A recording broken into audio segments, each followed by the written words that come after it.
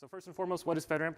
FedRAMP is the Federal Risk and Assessment Management Program. It is the security assessment and authorization process in which a cloud service provider is then able to store, process federal data on behalf of federal agencies, essentially acting as the intersection for how organizations, cloud service offerings can do business with the federal government now. As federal governments are now more and more directed towards cloud-first initiatives and wanting to reduce costs and improve security instead of more running their own IT infrastructure, they're looking towards the cloud. In order to do so, they have to be able to leverage a FedRAMP authorized solution. One of the main ideologies of FedRAMP itself is around this concept of authorized once used many. Unlike other security compliance frameworks that maybe you get certified once for ISO and you're able to then go sell to other customers, FedRAMP, each agency is technically issuing an authority to operate for your service for their use case. So if you have 10 agencies you want to do business with, each one is providing their own authority to operate. The idea with FedRAMP is it's trying to lessen that burden of each agency's review and authorization process by allowing, say, for the first agency, they've done most of the hard work in that authorization and making the risk-based process. Other agencies can inherit that work, streamline, reduce their process. Unfortunately, due to the nature of a lot of these federal agencies with their own internal security policies, their own internal risk tolerances based on their authorizing official, we see that each agency is still taking that kind of full breadth and depth of an authorization process, and so CSPs have to be willing to kind of undergo that with them, provide additional support. With that said, though, I want to dive into how FedRAMP has evolved, what's been shaping it over the years, and really, to no surprise, right, a lot of it stems from how the federal government operates in and of itself. Through legislation, with federal law, executive orders, say from the White House administration, even potentially internal agency memorandums or interagency binding operational directives. And then lastly, the FedRAMP Project Management Office themselves, who is the governing body within GSA who oversees FedRAMP, would issue their own guidance that is added on of what a cloud service provider is meant to do to stay compliant. The way I like to think about these kind of core, these key drivers is in the core theme of whatever a federal agency is required to do to secure their own IT infrastructure and improve cybersecurity is going to have flow-down requirements to a cloud service provider. And that's why we definitely see for FedRAMP, unlike other security compliance frameworks where maybe that's, I wouldn't say static, but they maybe have major revisions every few years, for FedRAMP, potentially every month, and how the cybersecurity landscape is changing and how the federal government is adapting to it, we see cloud service providers who are FedRAMP authorized needing to adjust and account for that.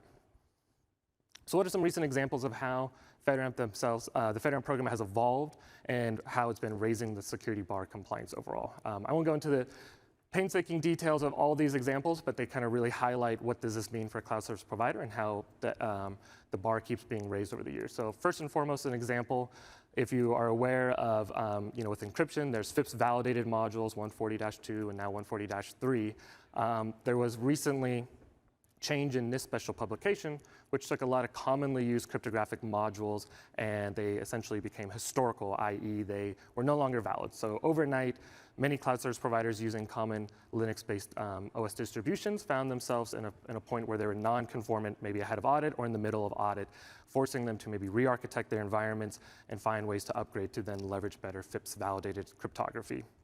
At the end of the day, with that example, the security was not lessened, it was just the view in which the federal agencies assured that those cryptographic protections were strong had changed. Another example being CISA releasing binding operational directives that really tried to tighten the screws down on how any known exploitable vulnerabilities need to get addressed in very stringent timelines. So FedRAMP already has very rigorous vuln management remediation SLAs that are imposed upon cloud service providers on a monthly basis. This just really upped the ante, and now cloud service providers are having to stay more diligent, keeping an eye out for what is called the KEV catalog of these exploitable vulnerabilities, and tackling and triaging those first, because as they meet with federal agencies as a part of their continuous monitoring, those are first and foremost what they want to see prioritized and addressed. And last example is how adoption of newer technologies such as containerization that we want to use to further improve and strengthen our cloud infrastructures. FedRAMP PMO themselves realized that that was a new emerging technology that really wasn't under purview of their original requirements or guidance. So they issued themselves their own requirements stating that previously federal cloud service providers were mandated to do operating system, database, and web application scanning, which in and of itself is a lot of vulnerability scanning to be doing. Now they also required container vulnerability scanning, so a fourth tier of scanning that was, again, just further upping the ante of what they needed to disclose to agencies and then further promise to address and remediate. On the flip side of the coin, though, there are some areas in which FedRAMP has grown over the years and evolved to try to overall provide more streamlining, more efficiencies to the program, which would hopefully open the door more for other cloud service providers to join. Most notably, last year, FedRAMP actually did become law. Prior to that, it was not. It became law under the National Defense Authorization Act of 2022, and there's some key provisions within the law that kind of gave some areas of opportunities for growth for FedRAMP. Some have already gone into effect today, some are still future coming, so we haven't really seen how they'll play out. First kind of being the inception of this Cloud Advisory Board. This is meant to be a working group that brings together not only federal agencies to discuss FedRAMP and its changes in guidance and requirements, but also now bringing to the table industry, cloud service providers who have been offered to share their insights from their more practical understanding of how to meet the compliance. So instead of previously FedRAMP providing guidance that was maybe more narrowed or opaque, now we're seeing, hopefully with the Cloud Advisory Board, guidance that'll come out that is more practical in the lens of how us as cloud service providers would help maintain that compliance. Moving on to OSCAL automation. This is something that's growing in adoption, where essentially OSCAL is the open source compliance automation language. This is how, as an organization, your security compliance documentation and package for FedRAMP can range from 400 to 600 pages. This could be turned into a machine-readable template where agencies, auditors, all of them, now instead of doing the painstaking manual review process that can take many months, could be greatly expedited, which just further cuts down on the time to do FedRAMP instead of being a 12 to 18-month process. Making no promises that it would be drastically shortened, but it could shave off a lot of time, which would make this a lot more of an appealing endeavor for other cloud service providers to go for FedRAMP when they otherwise would not have. And the last, and this has not yet come into effect yet, but the FedRAMP board, what would be called to replace what is called the FedRAMP JAB, JAB being the Joint Authorization Board. It is the 3 agencies that act as an authorizing entity who take cloud service providers through the FedRAMP program to become authorized. At the moment, due to only 3 agencies participating in the JAB, they're only able to take 12 cloud service providers each year through the FedRAMP process, which is not a very sustainable rate of growth for the FedRAMP program overall. They're only adding 12 CSPs a year through their avenue. The FedRAMP board is intended to double, triple, potentially the number of agencies who would be participating in this, and that would obviously then in turn result in a lot more CSPs who can have the door open for them to go through this authorization manner and expedite the time in becoming FedRAMP authorized. So now I kind of want to pause and look at how the maturity of the FedRAMP marketplace has taken from looking at a snapshot back then to now. Back in the day, early adopters for FedRAMP, again, the FedRAMP requirements were maybe a little bit more opaque. It was kind of not the Wild West, but it was having to figure out how you're doing it without a lot of lessons learned or touch points from other CSPs, auditors, or agencies. So we did see a lot of authorized solutions, cloud service providers maybe having to rely on their own capabilities, their own resources, their own in-house knowledge, and as a result, they also had to manage a lot of the cloud infrastructure or the security tool stack in-house on their own networks, which obviously increased to added level of effort from the engineering side of the house, time and cost spent. Now what we see in terms of FedRAMP is we've seen a pretty good growth in the marketplace that we call it itself. There's now over 300 authorized cloud service providers. Not only is this good for federal agencies to give them more opportunities to leverage cloud services, it's also good for CSPs looking to do FedRAMP because now instead of say installing and managing your own instance of a SIEM solution, you could use a cloud-based solution. You're able to inherit the compliance that they're offering as a part of that solution, and you're able to offset that and maybe reduce your overall level of effort from an engineering cost time perspective for it. The one caveat I do want to add to that, though, is if any CSP is looking to go for the FedRAMP JAB authorized route, the JAB themselves have a very, very strict requirement in which a CSP can only leverage other FedRAMP JAB solutions. So if you look on the marketplace, you can actually filter based on authorization type. The number is a lot smaller for JAB, so that kind of still puts us back in the earlier scenario I was talking about is back in the day. So there was a lot of key drivers I talked about in examples I provided. So organizations may be wondering, how do we navigate those changes? How do we stay up to date on what is going on with FedRAMP? And how do we maybe look into some crystal ball into what the future could hold? Really, the first and best guidance I have is just around subscribing to the FedRAMP blog post. FedRAMP PMO themselves already maintain a very active presence on their blog post, which both act as means for them to broadly communicate new guidance, but also provide other relevant changes, updates to the program, updates to documentation templates, maybe some of those new binding operational directives that have gone into effect. So really that is where you want to be to understand what is currently at play.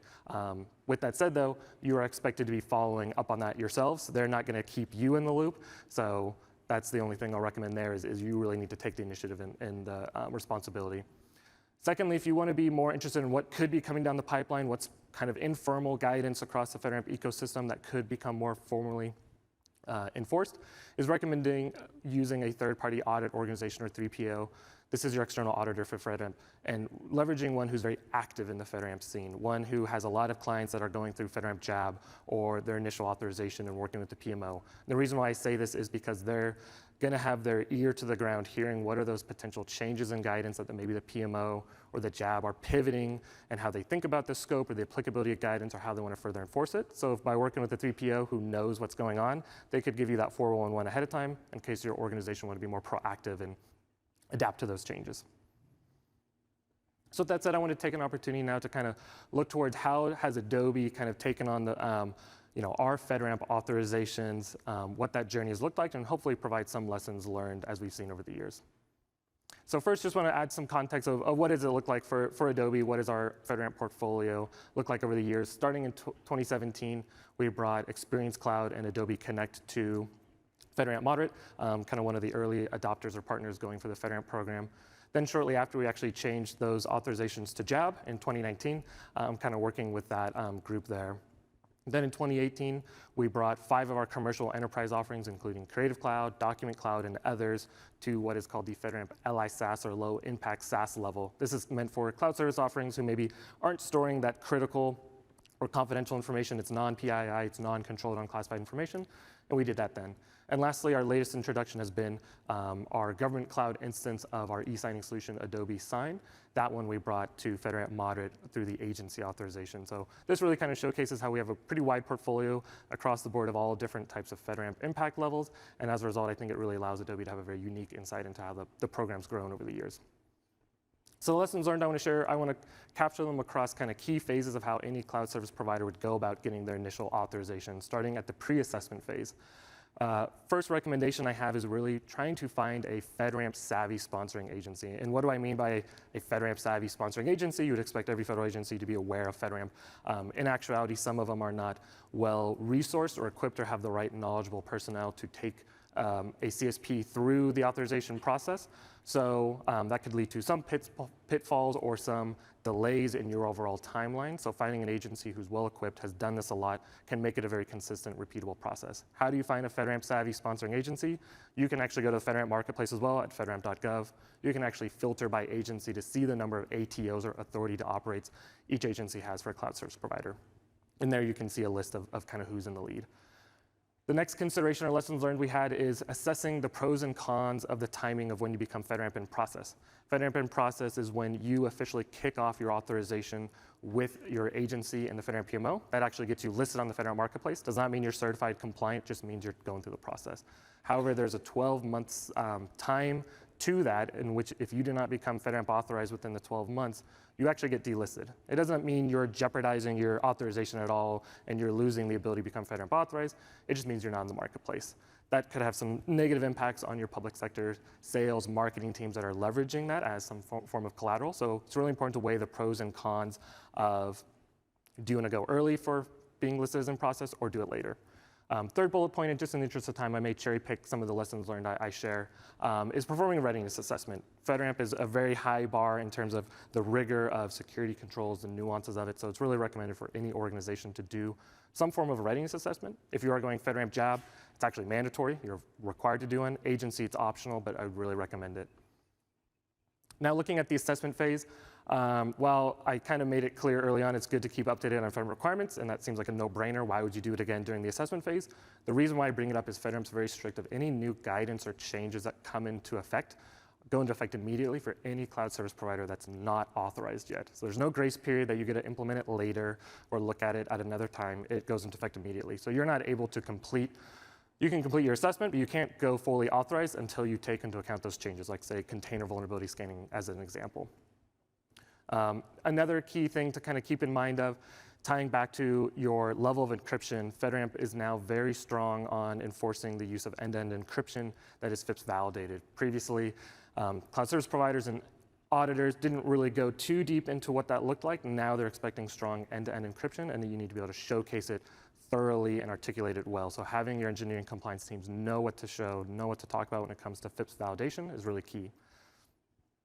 Moving on, at the post-assessment and authorization phase, some things, these are just kind of some housekeeping items that keep the process running smoothly, is trying to have well and clear depicted diagrams as a part of your security package. At this point, the agency, the FedRAMP PMO, and others are reviewing your system and its documentation, and they're going to make risk-based decisions. If they can't clearly understand your system, that could lead to more questions and further the time which it becomes authorized. So they don't intimately know the system as much as you all do, so really making it clear for them, having something visually that they can understand, I've seen really helps in that endeavor.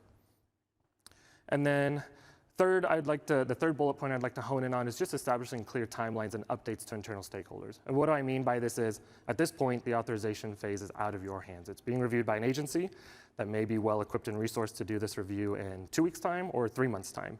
Similarly, it goes through the PMO's review cycle. If there is a federal government shutdown, all of that work goes on pause, right? These are things that are outside of your organization's control, but there's going to be internal stakeholders who are expecting that a timeline you set internally, it's going to stay on track, and that may or may not be the case. So it's really important to level set and manage those expectations. So lastly, to close, what are some best practices Adobe's had to do this? We leverage our common control framework, which is open source and available for anyone to go look at. But essentially, if you're not aware of a common control framework, on the left are all of the different security compliance programs that we follow and adhere to. A lot of different security control requirements. On the right side, we distill it down into more digestible, bite-sized pieces that have the overlap and consolidate the requirements. It's more easy for our engineering compliance teams to take on. What does that look like for FedRAMP? It's just a good building block, right? It allows us to start not from down at level 1, but we're already starting up level 10 of our compliance program meeting FedRAMP. So it decreases the overall technical uplift in becoming authorized, allows us to focus more on the what I call the FedRAMP control fine-tuning, the more nuanced, harder, complex items of FedRAMP, as opposed to just worrying about what is our identity solution, what does access management look like. Also allows us to then pivot to, say, other levels of FedRAMP impact, or maybe DoD, IL4, and IL5, because within our CCF, we do kind of denote the different levels, and we can quickly then t-shirt size the overall level of effort to go from one to the other.